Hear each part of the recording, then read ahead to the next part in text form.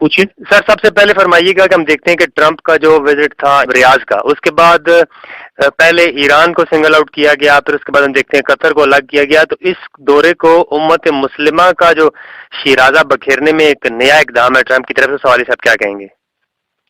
دیکھیے، یہ جو مسلمان دنیا کو تقسیم کرنے کی جو سازش انہوں نے 9/11 کے بعد شروع کی تھی، یہ اس کا آخری حصہ شروع ہو چکا ہے.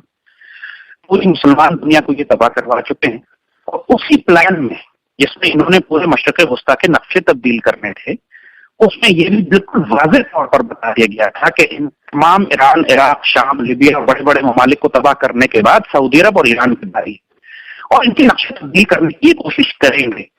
اور وہی پلان شروع ہو چکا ہے. ان کی ہمیشہ سے اسٹریٹجی یہ رہی ہے کہ اپنی فوجیں بیچ میں داخل کرنے کے بجائے مسلمانوں کو آپس میں لڑواؤ، یا ان کی صفوں میں خوارج کے گروہ تیار کرو، جیسے داعش یا القاعدہ، یا پاکستان میں TTP جیسے گروہ انہوں نے تیار کیے. تو وہی اسٹریٹجی اب شروع ہے. جو سعودی خاندان ہے، ہمیں اس کی تاریخ معلوم ہے کہ یہ برٹش امپائر کے تیار کردہ تھے. انہوں نے اس وقت خلافت عثمانیہ کی جڑ کاٹی تھی. آج یہ ایک خاندان آل سعود جس میں آخر میں جس کے اپنے اندر ایک تصادم اور فساد ہے.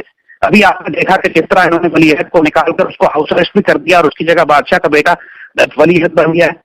اور جس طرح یہ مسلمان دنیا میں جنگوں کو سپورٹ کر رہے ہیں، اس میں امت کا انہوں نے بیڑا غرق تو کر دیا ہے، لیکن ان کو یہ اندازہ نہیں تھا کہ آخر میں ان کی باری بھی آئے گی. اب ان کو براہ راست پہلے قطر سے ایران کے نام پر جنگ شروع کروانے کی بات، لیکن قطر بیچ میں کھڑا ہو گیا. قطر کی حمایت پہ ترکی آ گیا، ترکی کے ساتھ ایران قطر کی حمایت میں داخل ہو گیا. اور مسئلہ اب یہ ہے کہ جو جنگ انہوں نے پہلے سے وارانہ بنیادوں پر شروع کرنی تھی، اب وہ قومیت کی بنیاد پر پھیل گئی. قطر کے سلفی ہیں، وہ تو خود انتخاب ہیں، وہ تو GCC کے ممبر ہیں، وہ تو شیعہ نہیں ہیں. تو اب کیا کریں؟ اس کی وجہ سے مسلم دنیا بھی تقسیم ہوئی، خلیج تقسیم ہوا، پاکستان تقسیم ہوا، کیونکہ پاکستان کے تعلقات عربوں سے بھی ہیں، سعودی عرب سے بھی ہیں، قطر سے بھی ہیں، ایران سے بھی ہیں، ترکی سے بھی ہیں. ہم کس کی سائڈ نہیں؟ اور آپ نے دیکھا کہ پاکستان نے کسی کی سائڈ نہیں لی، اور پاکستان کسی کی سائڈ لے گا بھی نہیں. امت مسلمہ میں اگر کوئی ایک واحد نیوٹرل ملک ہے تو پاکستان ہے. پاکستان کے بارے میں غلط فہمیاں سعودی عرب کو بھی ہیں، سعودی عرب بھی ہم سے ناراض ہے کہ یمن فوج کی نہیں بھیجی. قطر کے خلاف، ایران کے خلاف ہم اس کی حمایت کیوں نہیں کرتے؟ ایران ہم سے خفا ہے کہ ہم نے جنرل راحیل کو کیوں سعودی عرب بھیج دیا، اور اب پاکستانی فوج سعودی عرب بھیج دیں گے کہ وہ ایران کے خلاف استعمال ہوگی. یہ غلط فہمیاں ہیں. خالی پاکستان جو مرضی تعلقات رکھتے ہیں، ہمارے ایران سے بھی تعلقات ہیں، سعودی عرب سے بھی ہیں، لیکن ایک دوسرے کے خلاف نہیں ہیں ہوں گے. جو کچھ اس وقت ہو رہا ہے خلیج میں، وہ خلیج کو تباہ کرے گا. اس میں صرف یہ نہیں ہے کہ قطر تباہ ہوگا، سعودی عرب بھی تباہ ہوگا. اور ان ممالک میں جو لاکھوں لوگ کام کرتے ہیں، پاکستان کے 20 لاکھ صرف سعودی عرب میں ہیں، 20 لاکھ باقی خلیجی ریاستوں میں ہیں. اس کے نتیجے میں اگر کوئی تصادم خلیج میں ہوتا ہے تو امریکہ کو اپنا ایک سپاہی مروائے بغیر، اسرائیل کو ایک فوجی قتل کیے بغیر، وہ سعودی عرب، قطر، ترکی اور ایران اور پاکستان، پانچوں مسلمان ملکوں کو شدید نقصان پہنچائے گا. جی، اگر یہ کوئی جنگ ہوتی ہے تو اس میں یہ نہیں ہے کہ آل سعود کو صرف نقصان ہوگا.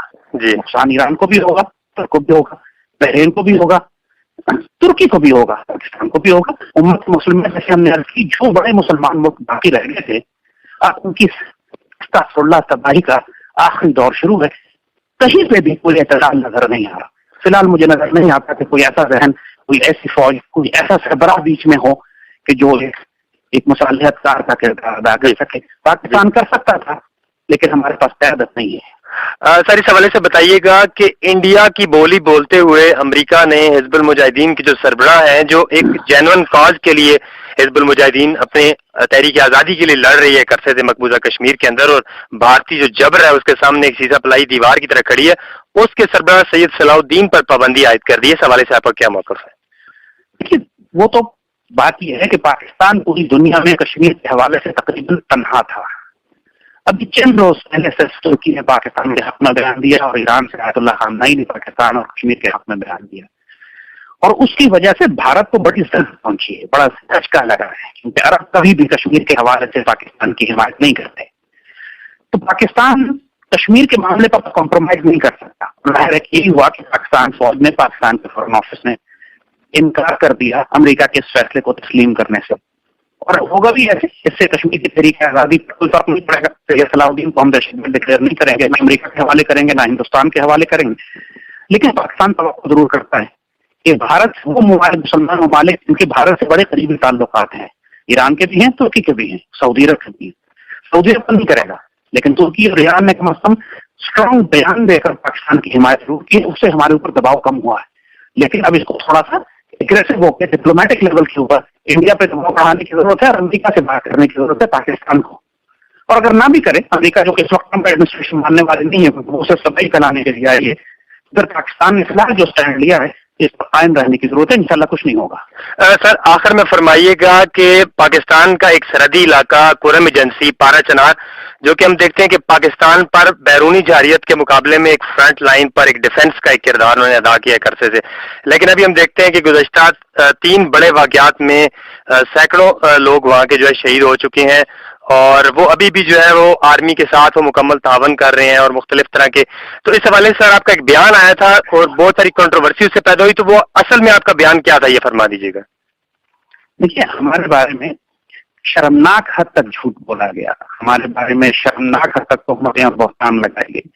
کیونکہ وہ میں نے بیان کوئی نہیں تھا، میری ٹویٹ تھی کہ جو میں نے عید کی چھٹیوں میں اس وقت کی تھی کہ جب پاکستان جناح کے اندر دھرنا جاری تھا اور پاکستان میں سارے دفاتر اور سارے بند تھے اور کنفیوژن پھیلی ہوئی تھی کہ پارا چنار میں ہو کیا رہا ہے. اس وقت ہم نے یہ بات کہی تھی کیونکہ ہم نے اس وقت ایک سازش پکڑی تھی انڈیا کی طرف سے کہ پاکستان کے اندر سے وارانہ جنگیں کروائی جائیں گی، اور اس کے لیے پاکستان کے اندر شیعہ کمیونٹی کو ٹارگٹ کیا جائے گا. جو بھی مجھے جانتا ہے، برسوں سے جانتا ہے، آج کی بات نہیں ہے، مجھے پورے پاکستان میں کہا جاتا ہے کہ یہ ایران کا آدمی ہے. کیوں؟ کیونکہ میں پاکستان اور ایران کے درمیان اچھے تعلقات کا سب سے بڑا دائی ہوں. میں سعودی عرب کی جیل اس لیے گیا، میں نے جیل اس لیے کہا تھی کہ مجھے وہاں پر انہوں نے ایرانی جاسوس کہا تھا، کیونکہ صدر احمدی نژاد کے ساتھ میری تصویر بھی تھی، اور ابھی بھی میرے تعلقات ایران کے ساتھ بڑے قریبی ہیں.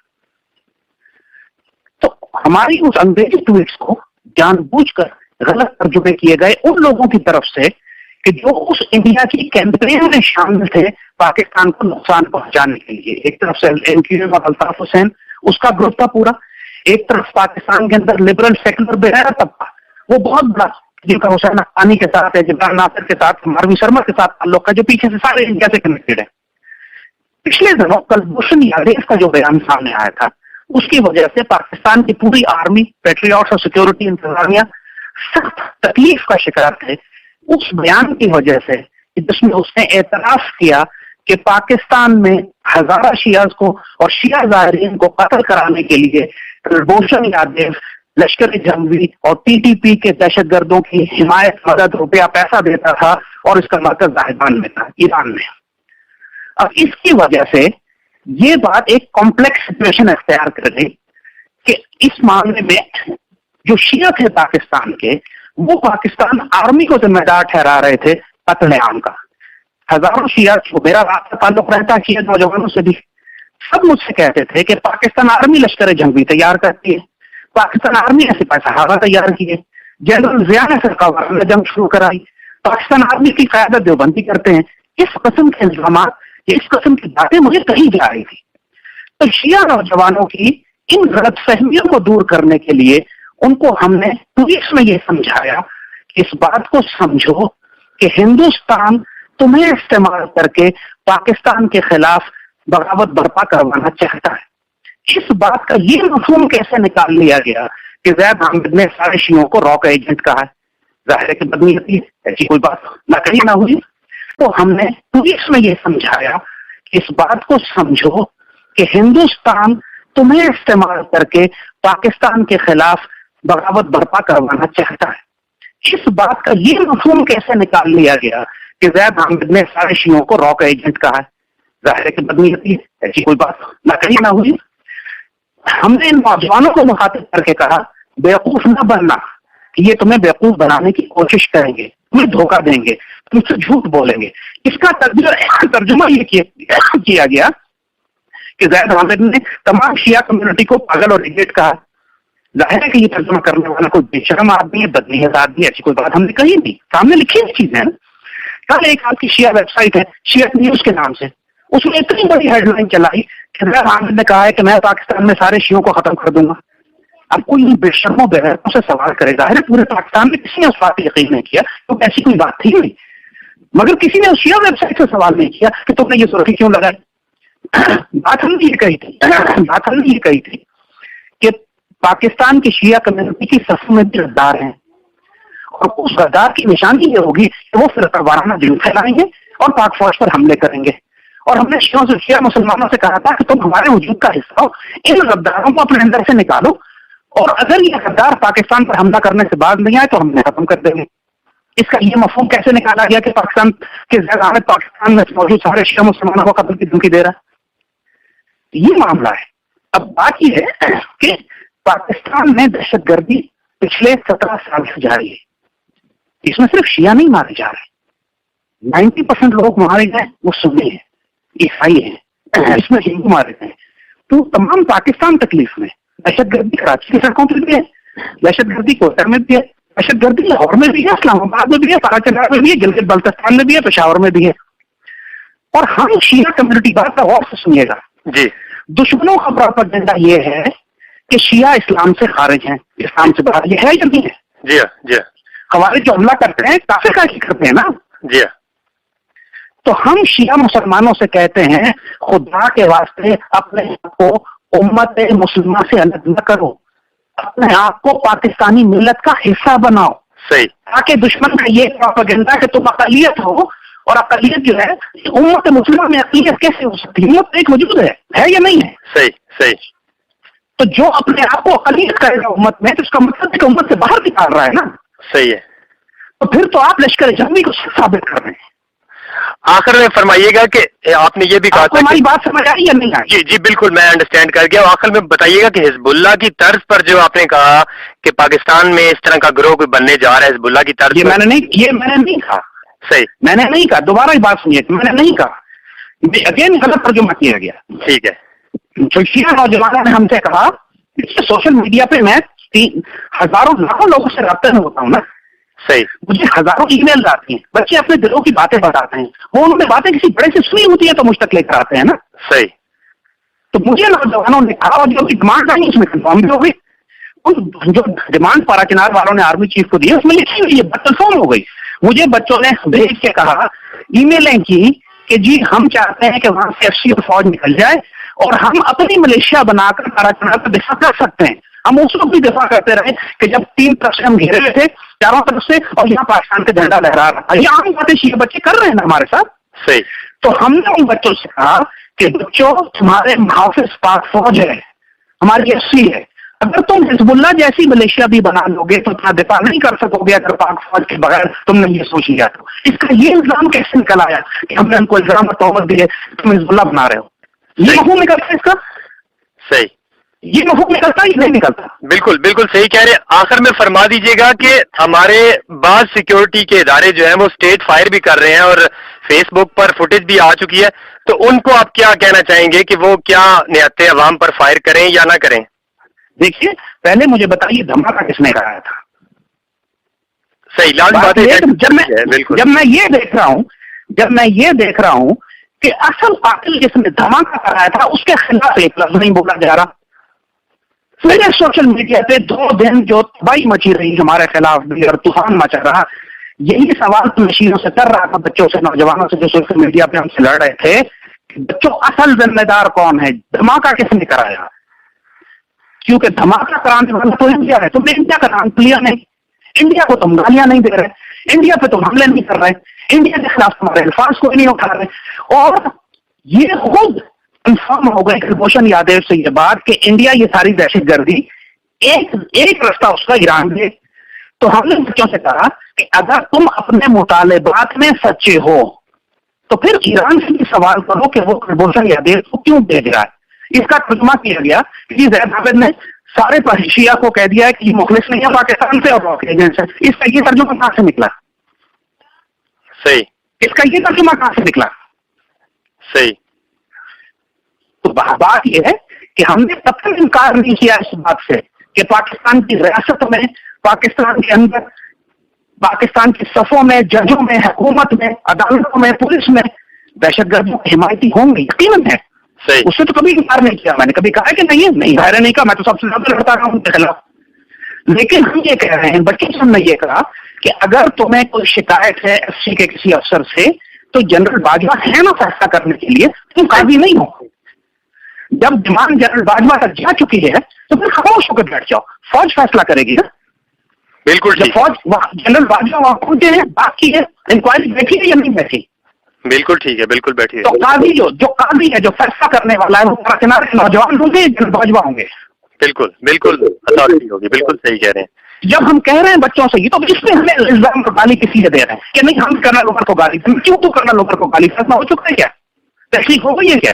انویسٹیگیشن اور انکوائری رپورٹ آ گئی ہے کیا فوج نے فیصلہ کر دیا ہے؟ کورٹ میرشل ہو گیا ہے؟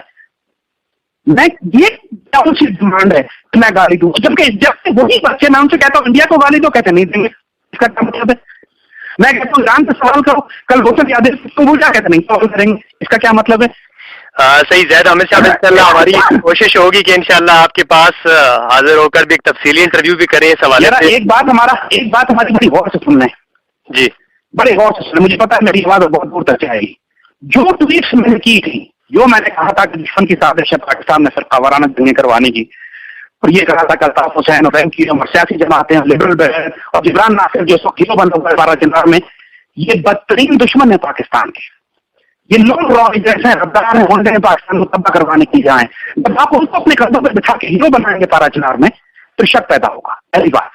دوسری بات، جو بات ہم نے کہی تھی اگلے دن اس بالکل ہمارے الفاظ کو آئی ایس پی آر نے ری ٹویٹ کیا یا نہیں کیا؟ صحیح، بالکل کیا. انہوں نے یہ کہا نہیں کہ یہ سازش ہو رہی ہے اور سوشل میڈیا پہ بھی چل رہی ہے اور یہ سارے معاملات ہو رہے ہیں، کہا یا نہیں کہا؟ بالکل. تو آئی ایس پی آر کو بھی گالی دینا تھا ذرا، کیونکہ اس نے بھی تو وہی بات کہی جو ذرا نے کہی ہے. صرف اس لیے میں نے نام لے لیے تھے اور میں نے کھل کے بات کی صاحب جو کہ فوج نہیں کر سکتی. پاکستان میں اس سے بڑی جہالت اور کیا ہوگی کہ کوئی اپنے دوست کو دشمن بنا کر تباہ کرنے کے لیے آ جائے. 10 سال سے خوارج کے خلاف کون کھڑا تھا پاکستان میں؟ مجھے بتائیے 10 سال سے خوارج کے خلاف کون کھڑا تھا اکیلا پاکستان میں؟ بالکل صحیح. آپ کا ایک کردار ہے کون کھڑا تھا خوارج کے خلاف، اور پاکستان کے خلاف جتنی طاقتیں ہیں ان کے خلاف آپ کا ایک کردار ہے، اور آپ ایک یہ کس قسم کی بے شرمی اور بے حیائی اور بے غیرتی ہے؟ میں صاف لفظ کہہ رہا ہوں. بالکل نہیں. انشاءاللہ ہماری بات کو سمجھے بغیر جی، ہماری بات کو سمجھے بغیر ہم کو اتنی بڑی بڑی تہمتیں 20 سال کے لوڑے میرے سر کے بال سفید ہو گئے اور 20 سال کے لوڑے ہزاروں ایک نہیں ہمیں گالیاں دیتے رہے. شیعہ ویب سائٹ جنہوں نے جھوٹی خبریں لگائی ان کے بارے میں آپ نے کیا ایکشن لیا؟ جی کوئی لیا ایکشن آپ نے؟ جی بالکل نہیں. انشاءاللہ ہم اس کو بالکل آپ کی جو طرف سے ایک تردید آئی اور جو کلیئرنس آپ نے دی اس کو ہم شائع کریں گے، انشاءاللہ پبلش کریں گے. اور تفصیلی انٹرویو کے لیے بھی زید احمد صاحب انشاءاللہ میں آپ کے پاس حاضر ہوں گا اور چاہوں گا کہ آپ ضرور ٹائم دیں انشاءاللہ. ہمیں اپنا دشمن بنا کر ہم سے دشمنی لے کر آپ کیا فائدہ لیں گے؟ آپ کو کیا فائدہ ہوگا؟ اس سے بڑی خودکشی اور کیا کر سکتے ہیں ہم کہ اگر ہم فوج کو اپنا دشمن بنا لیں؟ چلیں، so nice of you sir. بہت شکریہ، بہت شکریہ.